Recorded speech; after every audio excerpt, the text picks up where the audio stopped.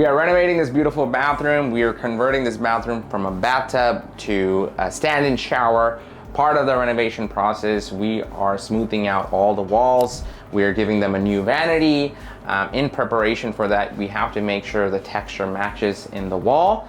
So my drywall team is in here. We are patching up all the holes, whatever mismatches there are. Once it dries, we'll texture it to match the existing texture of the bathroom. Once that's complete, since the floor tiles are already in, we will bring in the vanity, we will paint, and we will continue working on the stand-in shower. What does this do? We have happy clients because they're able to use the toilet, they're able to wash their hands. Since they have another bathroom in their house, it'll cause less disruption, and we have happy customers.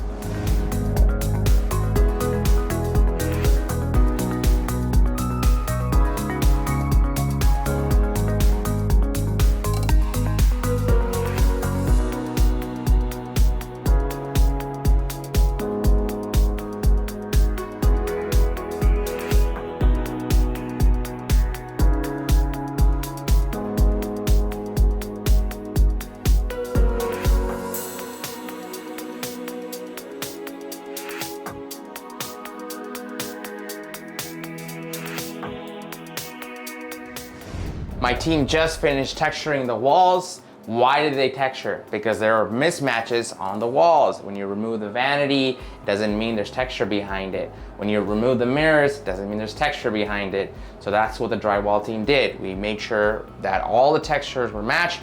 I don't know if you can tell in the video, but it's a little bit dark right now because it's still wet. Once it dries out, it becomes really white, and then the walls are ready to paint. Once we paint this area, that's when we'll be bringing in the vanity, the lights, the mirrors, the whole shebang.